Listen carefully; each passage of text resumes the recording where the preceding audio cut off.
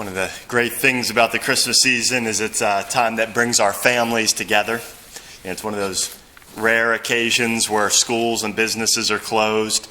Kids get a short break from sports, and families have an opportunity to come together, which is, often a great opportunity to have a good time with family members and to reconnect with family members that might live out of town or that we haven't seen for a while. But at the same time, maybe not in any of our families, sometimes that brings a little bit of stress with it. Spending time with family members, sometimes it brings in issues from the past when we deal with our family members, lack of forgiveness of things that have happened, or sometimes it's a challenge when family members are making choices in their lives that we feel are destructive, whether it's divorce or drug addictions or things like that.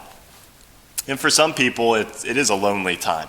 They might be separated from their families, or even within their families, they might just have trouble connecting with their family members. But it is interesting that that right in the middle of the Christmas feast day, we celebrate the Feast of the Holy Family, the family of Jesus, Mary, and Joseph. And I think we can gain some guidance and some wisdom and support from today's feast day and the readings as we reflect upon them today. And I think that the first thing for us to recognize is that a holy family is not a family that has no trials or struggles. That family doesn't exist. You might be able to find it in 1950s TV shows, but you're not going to find it in the real world. And even the Holy Family, as we read in today's gospel, had their own share of struggles and trials.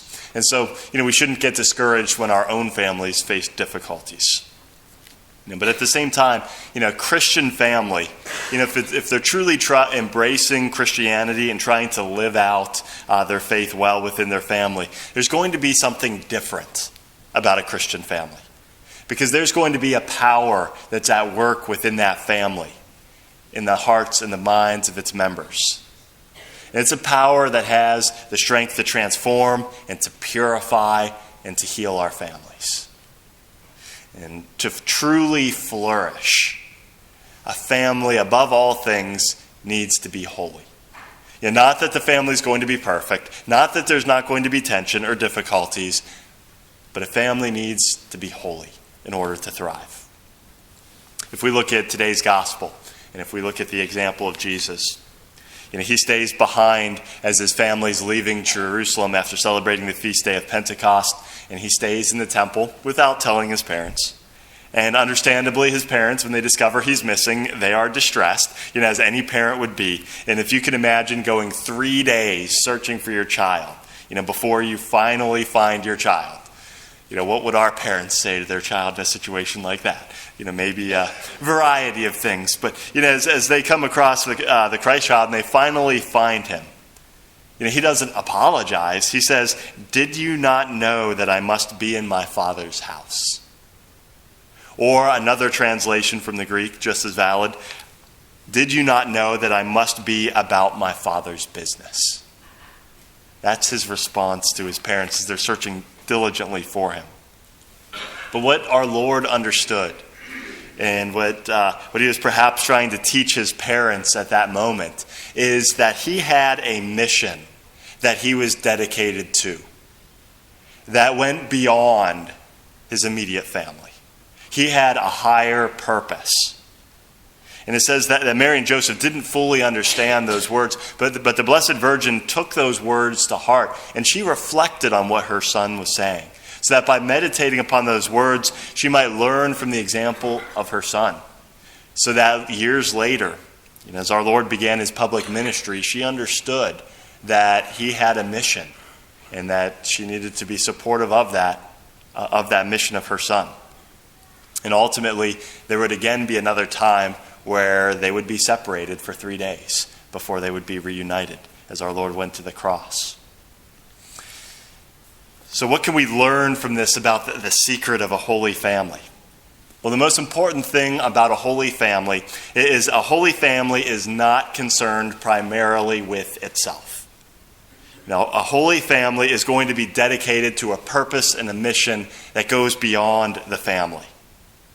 And the members of a family are going to support each other in that mission, and even to make the sacrifices that are necessary for the members of the family to grow in holiness and to embrace their vocation. Every single person has a calling from God, a vocation in their lives. They have a purpose, and it's the responsibility of a family to be an environment that supports that and nurtures that vocation. And just like individuals are not going to flourish if they're narcissistic. Individuals flourish when they are self-sacrificing and dedicated to a purpose beyond themselves. And so too with our families. If our families are just focused on themselves, they're not going to flourish. But if they're focused on a higher purpose, as our Lord was, they're going to flourish. So what are some of the common elements that are important to be in place within our families? Well, the first thing is to recognize that our families are ultimately constructed by God. Sometimes we might wonder, why is this person a member of my family? Why are they here? But our Lord has a purpose, and he puts each one of our families together, and the lives and the people that are in our families, there's a reason and a design for that. And so the first thing is to recognize that God is the author of our families. And the second thing is the virtue of obedience. We see that with the Holy Family. And not just children being obedient to their parents, which is important. Children, be obedient to your parents. That's one of the commandments. But also for parents to be obedient. We hear Mary and Joseph. Not only would they have practiced the Sabbath observance, going to the synagogue each Saturday, but they also abided by the feast days. It says that they traveled all the way to Jerusalem. And that would have been on foot in a caravan. Faithful Jews were required to go to Jerusalem 3 times a year for various religious celebrations, one of those being the Passover. And so Mary and Joseph, even though it would have been difficult and a tremendous sacrifice, they followed the laws. They exemplified that virtue of obedience. And so that's a good example for our families, to be obedient with the observance of Sunday Mass, with being open to life. Husband and wife, when they take the marriage vows, part of that is being open to the gift of life and doing nothing artificial to prevent the conception of children. And that generosity that parents exemplify is an important example and a foundation for generosity and charity within the family. So, next thing that's important is that our families center themselves on the worship of God and a life of prayer. Because our family members and ourselves, we're not going to know what our vocation is unless we're listening. And so it's important that there's an environment in our families that foster the worship of God as being absolutely central and the most important thing. That there are not other things that are interfering. And that the life of prayer, to ensure that there's authentic prayer going on within our families, because it's within prayer that we learn to listen to the voice of God and to respond. And I think the final element that's important for our families is detachment from our own wills. Sometimes we have our own plans for what we think our children should be. We want our children to be a doctor or a lawyer and have a successful career. But the more important question is, what is God's plan for the members of our family? Mary didn't interfere with her son's ministry. She didn't say to Jesus, you're not going to go to the cross. You're going to stay home and you're going to be a carpenter and earn a good living and you're going to be safe there. She didn't interfere. She supported her son in his mission, even when it meant a tremendous sacrifice. And that's a great example for our families as well, to support our family members in following the calling that God has for each one of us.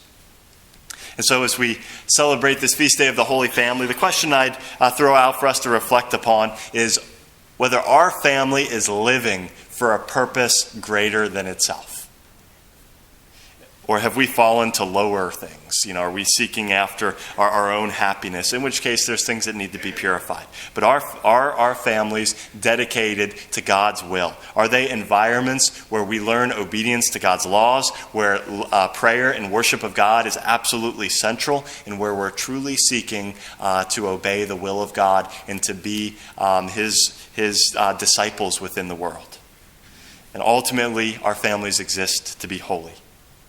And if we seek holiness, it's going to help to purify our families of the trials, difficulties, and dysfunction that's there. And ultimately, our families will flourish and they will thrive if we seek holiness first.